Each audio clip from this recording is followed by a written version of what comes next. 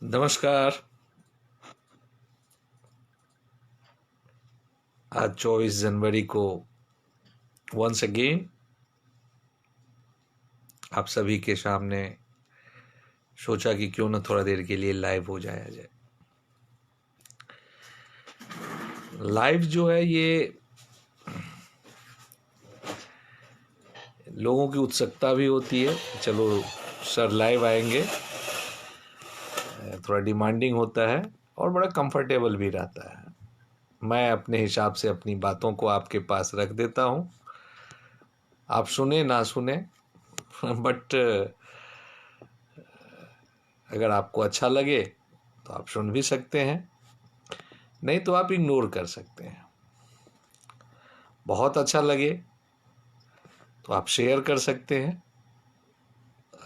खुद को भी और अपने रिश्तेदारों को, अपने सोशल ग्रुप में, अपने फेसबुक, इंस्टाग्राम, व्हाट्सएप के जरिए भी आप शेयर कर सकते हैं।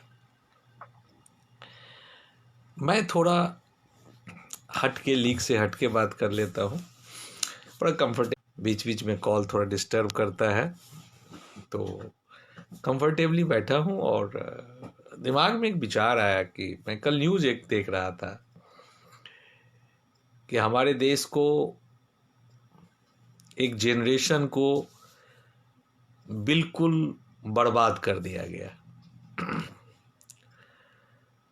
अगर ध्यान से सोचे तो पिछले 3 साल से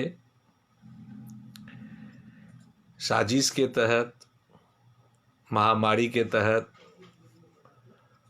एक स्ट्रेटजी और प्लानिंग के तहत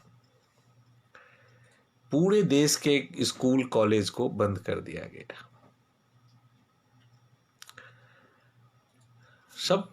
सबके सब बेकार हैं, बच्चे घर में हैं, उनको खिलौना पकड़ा दिया गया, मोबाइल फ़ोन, लैपटॉप। एक तरफ आपके साइंटिस्ट, आपके विचारक, आपके रिसर्च स्कॉलर्स का कहना है कि ये जो मोबाइल है, स्मार्टफोन है, या टीवी का स्क्रीन हो या लैपटॉप का स्क्रीन हो, ये बच्चों के हेल्थ के लिए अच्छा नहीं है। बच्चों का हेल्थ पे इसका बहुत ही दुष्परिणाम बड़ी तेजी से फैल रहा है। और दूसरे तरफ सरकार आपको क्या कह रही है कि आप डिजिटली पढ़ाई कीजिए। सरकार प्रमोशन कर रही है कि आप डिजिटली पढ़ाई कीजिए। भारत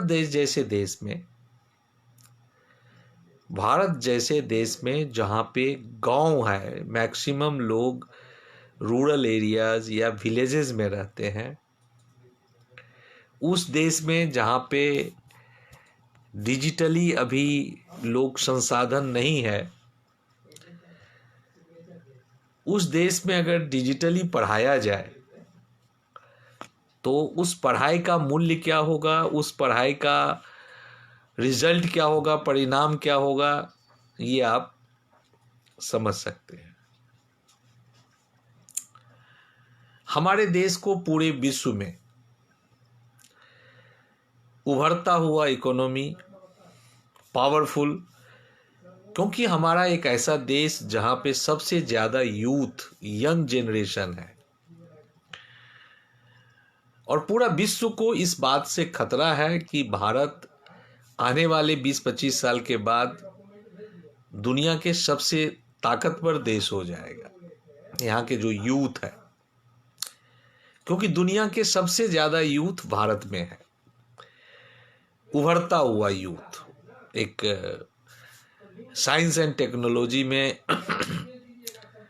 दुनिया के जितने बड़े बड़े कंपनी है, गूगल है, फेसबुक है, ऐसे और भी, मास्टर कार्ड, कई सारे कंपनियों के नाम मिल जाएंगे, जिसका नेतृत्व, शीर्ष नेतृत्व आज भारत है।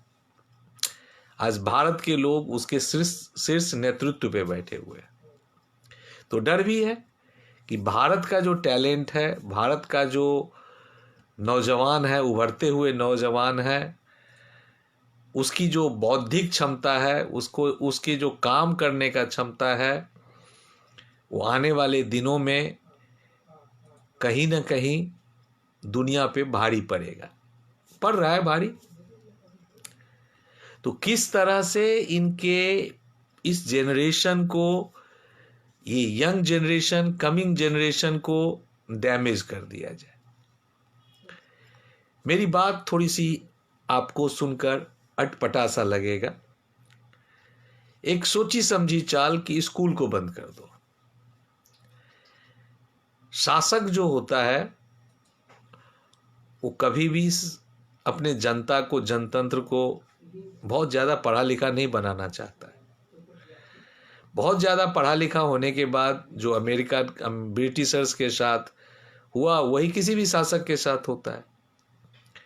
आपके जब जनता बहुत ज़्यादा पढ़ लिख लेंगे, इंडिपेंडेंट हो जाएंगे, तो आपके खिलाफ विद्रोह करेंगे, आपके खिलाफ आवाज उठाएंगे। तो कैसे पढ़ाया जाए, क्यों पढ़ाया जाए? इन जनता को मूर्ख रखने से सत्ता को फायदा है, सत्ता को चलाने वाले लोगों को फायदा है।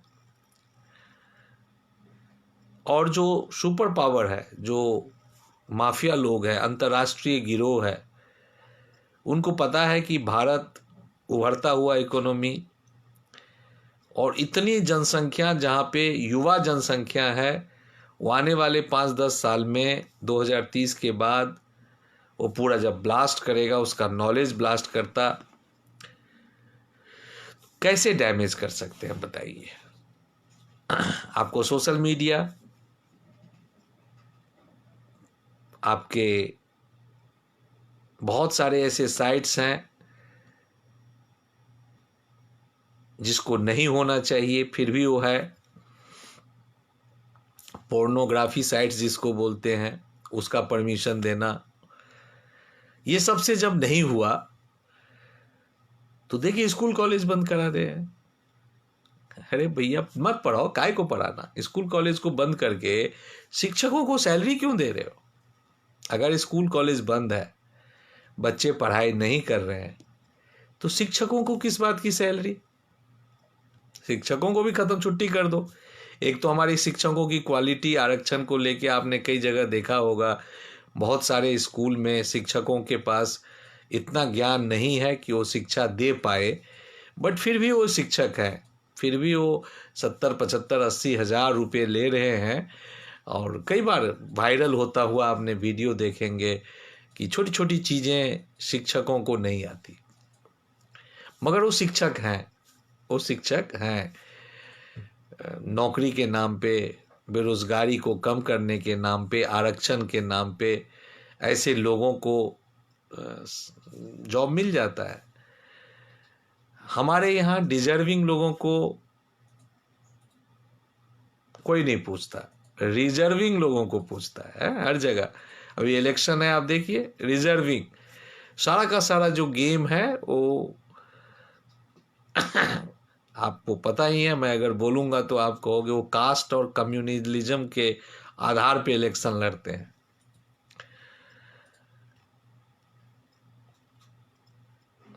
डिजर्विंग को साइड करके रिजर्विंग के ऊपर ये लोग ज्यादा भरोसेमंद है।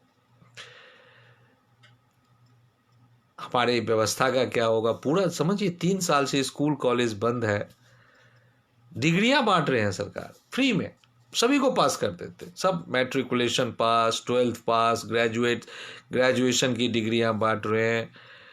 क्या ऑनलाइन पढ़ाई होती है आपको भी पता है, और ऑनलाइन एग्जाम भी हो जाता है, बुक ओपन बुक एग्जाम, किताब खोलिए और आप लिख डालिए। आप लिख रहे हैं या आपके पड़ोसी लिख रहा है ये भी आपको नहीं पता। आप असाइनमेंट जमा कीजिए और पास हो जाइए, चाहे वो असाइनमेंट कॉपी पेस्ट हो, और जो आप जमा कर रहे हैं उसको चेक करने वाला कौन है? तो आपकी जो क्षमता है, आपको क्षमतावान बनाने के बजाय आपको डिग्रीवान बनाया जा रहा है। फिर एक नई दौड़ शुरू होगी। इतने सारे लोग ग्रेजुएट हैं, पोस्ट ग्रेजुएट हैं, इंजीनियर्स हैं, MBAs हैं, और नौकरी नहीं सरकार दे रही। अरे भाई, नौकरी सरकार ने आपको ये तो नहीं कहा है कि अगर आप डिग्री ले लेंगे तो आप नौकरी के हकदार हो जाएंगे। हमारे संविधान में भी नहीं लिखा है कि अगर आप डिग्री ले लेंगे, अगर आपके पास सर्टिफिकेट हो जाएगी, कागज के टुकड़े हो जाएंगे, तो आप क्वालिफाइड हो जाएंगे। कल मैं किसी से चर्चा कर रहा था कि भाई जब स्कूल कॉलेज खुला ही नहीं है तो डिग्रियां क्यों दे रहे हैं, ऑनलाइन एग्जाम क्यों हो रहा है, काय को डिग्रियां दे रहे हैं, क्यों भीड़ बढ़ा रहे हैं ग्रेजुएट्स के, क्यों भीड़ बढ़ा रहे हैं पढ़े लिखे ऐसे नौजवानों के जिसके अंदर कोई बौद्धिक क्षमता ही नहीं है, बौद्धिक विकास ही नहीं हो पा रहा है। ये जो आज के नौजवान हैं वो वीडियो गेम में लगे हुए हैं और सरकार भी चाहती है। अभी एक पीछे वायरल हुआ था एक वीडियो जिसमें मुख्यमंत्री जी कह रहे थे अपने प्रशासनिक ऑफिसर्स को गाली दे के सभी को दारू पिला के सुला के रखो, इसको इतना नशा दो, नशा दारू का दुकान है, इनको पूरा नशा करने दो, इनको होश नहीं आए, सोए रहे। ये जितना सोएंगे, ये जितना नशा करेंगे, तंत्र उतना पावरफुल होगा।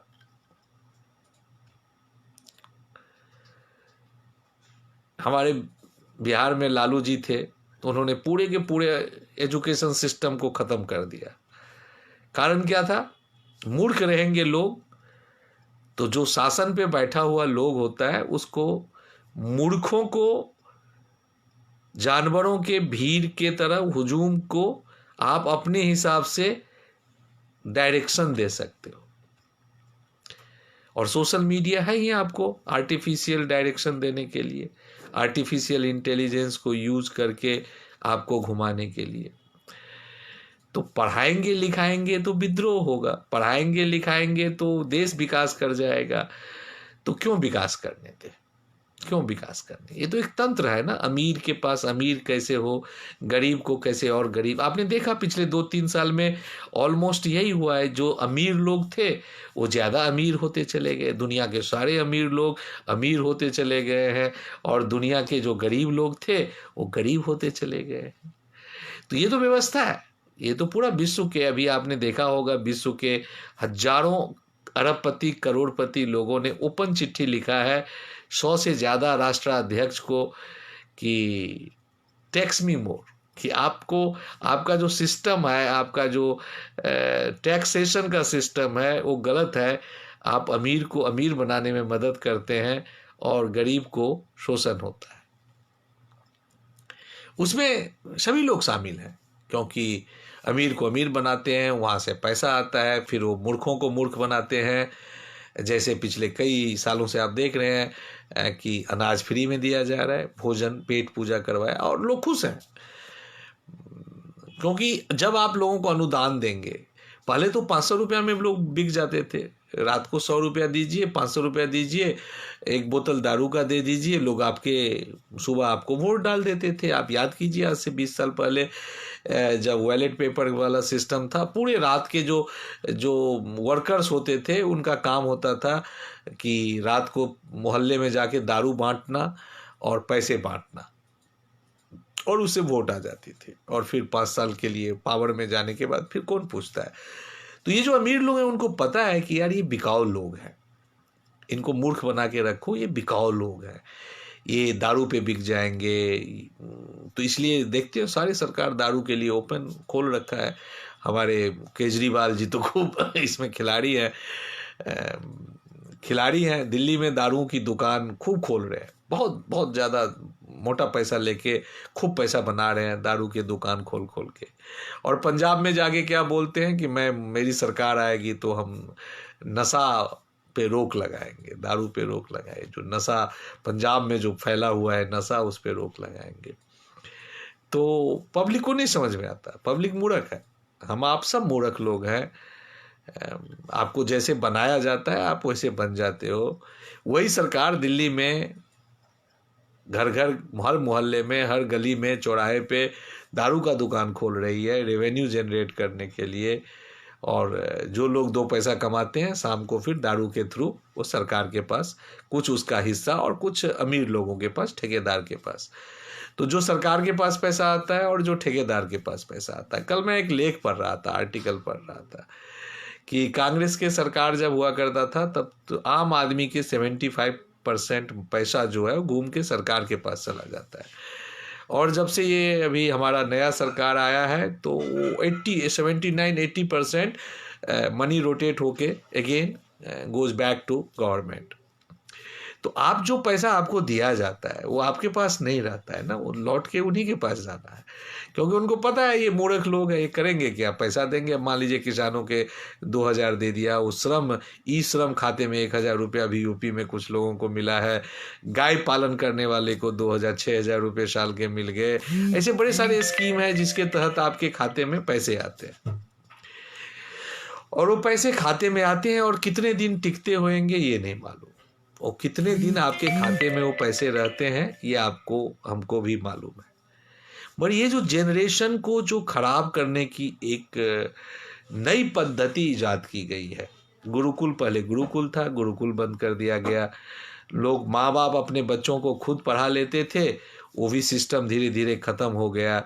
आजकल माँ बाप के पास इतना, अब क्या है ना, सबके हाथ में फेसबुक है, व्हाट्सएप है, बहुत सारे ऐसे काम है, टीवी है, तो उनके पास कहाँ इतना टाइम है कि बच्चों को बैठ के पढ़ाए।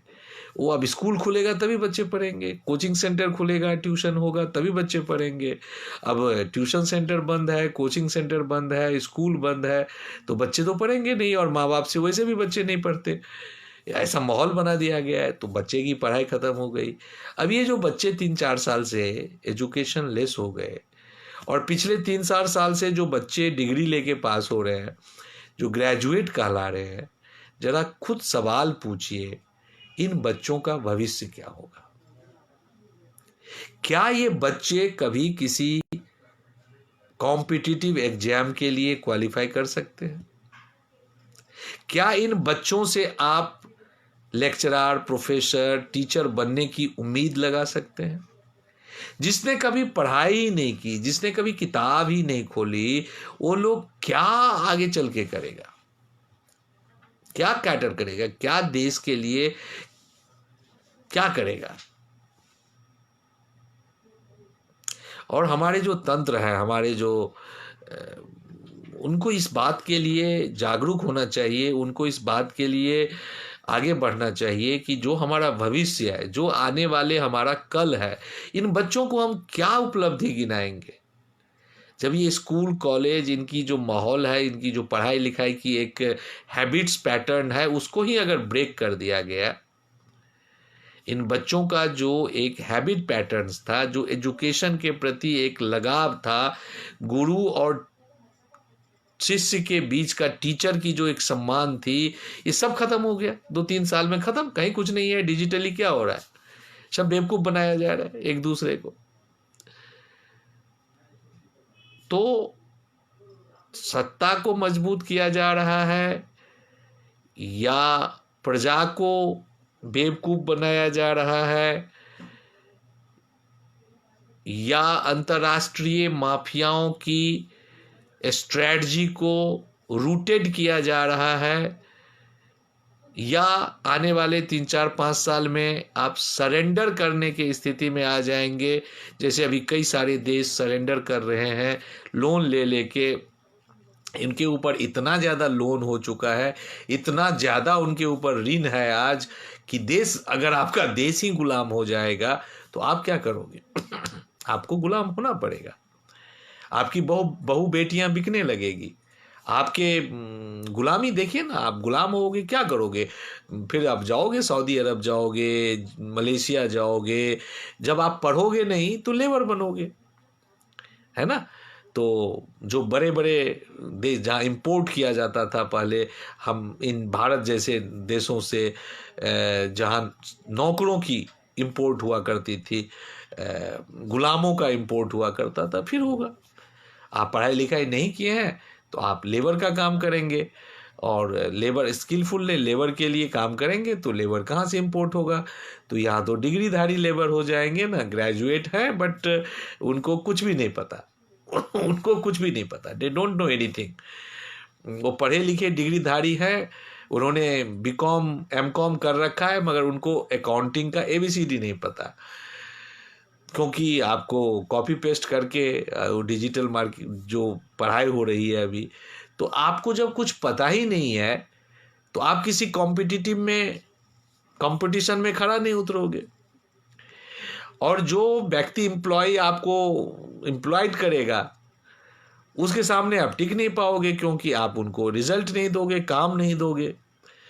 आपसे 4 सवाल पूछेगा, आप उसका जवाब नहीं दे पाओगे, तो क्या करोगे? आवाज उठा नहीं सकते, क्योंकि आपको चावल मिल रहा है, आपको गेहूं मिल रहा है, आपको राशन मिल रहा है, आपके बैंक के अकाउंट में पैसा आ रहा है ना, आप इसलिए खुश हो।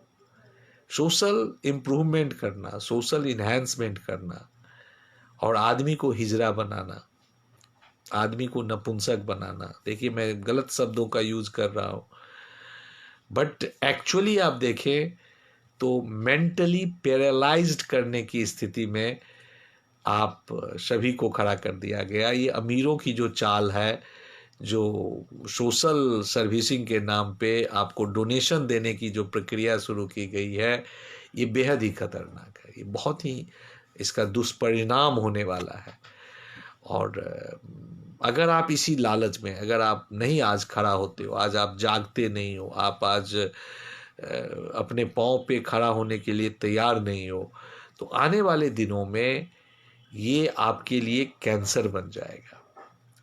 आप ब्लैकआउट हो जाओगे, आपके बच्चे आपके लिए सरदर्द हो जाएगा।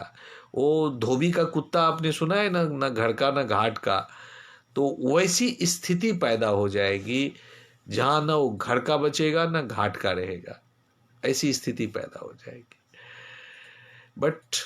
But there is a but, there are some industries which are growing very fast. कुछ लोग हैं जो मेहनत करना जानते हैं, कुछ लोग हैं जो इस परिस्थिति को समझ पा रहे हैं, कुछ लोग एक्शन के मोड में हैं। काम ऐसा कीजिए जो निरंतर आपको आगे बढ़ने में मौका दे, सहूलियत करे। अगर आप ऐसा काम नहीं करेंगे तो दुनिया तो बदल रही है, देखिए फास्ट हो रही है। हवाई जहाज मल्टीपल है, शहरों में आप देख रहे हैं एयरपोर्ट बन रहा है, रेलगाड़ी में उन्नति हो रही है, स्पीड बढ़ रही है रेलगाड़ी की, बुलेट ट्रेन्स तक आ रहे हैं, नए नए ट्रांसपोर्टेशन की सुविधा हो रहा है, ये सब हो रहा है। मगर आपका क्या उन्नति हो रहा है? आपके बच्चे तो घर में बैठ के गेम ही खेल रहा है ना, अपने माँ बाप को गाली ही दे रहा है ना। आप अपने बच्चों के प्रति कितना संजीदगा है? और फिर आप वैक्सीनेशन भी आपने करवा ही दिया होगा, और फिर उसकी जेनेटिक डिजेबिलिटी आप पैदा कर ही रहे हैं, तो ये सब आप करिए। ये सब यही तो चाहती है कि आप उसको ख़त्म कर दें। कुछ आने वाले समय में कुछ ऐसा हो कि जो उन लोगों की जो एक बहुत बड़ी स्ट्रेटजी थी, और वैसे ही भारत जो शक्तिशाली होने वाला था, उससे लड़ने का एक बहुत बड़ा हथियार इनको मिल गया है कि इनके जो कमिंग जनरेशन है इसको कैसे नष्ट किया जाए। दुख होता है, अंदर से दुख होता है। कभी कभी बड़ी कंफ्यूजन होती है कि व्हाट नेक्स्ट। समाज में ये जो बदलाव किया जा रहा है, ये जो दबाव देके जो बदलाव किया जा रहा है, जो इन्फोर्समेंट के साथ जो बदलाव किया जा रहा है, जो कानून बना के बदलाव किया जा रहा है, जो सामाजिक दृष्टिकोण से बहुत ही घातक है, व्हाट नेक्स्ट? क्या हम फिर से उसी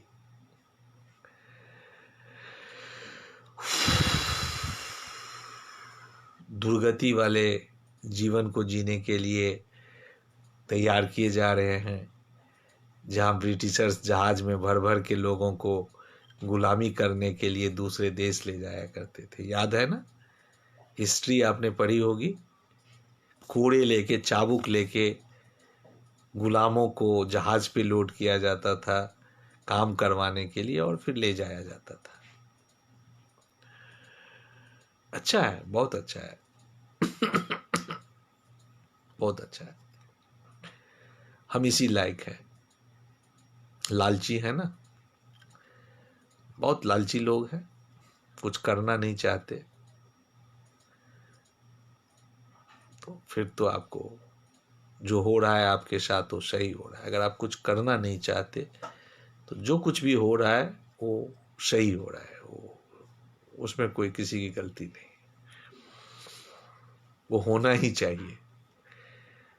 ऐसे लोग जो कर्महीन हैं उनके साथ ये होना ही चाहिए। याद कीजिए पुराने जमाने में स्त्री पुरुष महिला सब मिलके घर चलाते थे, सब मिलके काम करते थे, चाहे वो खेती का काम क्यों ना हो, है ना, चाहे वो जानवर खेती ये सब जो काम था ना, वो परिवार बड़े संगठित होके हर परिवार के हर सदस्य का योगदान होता था।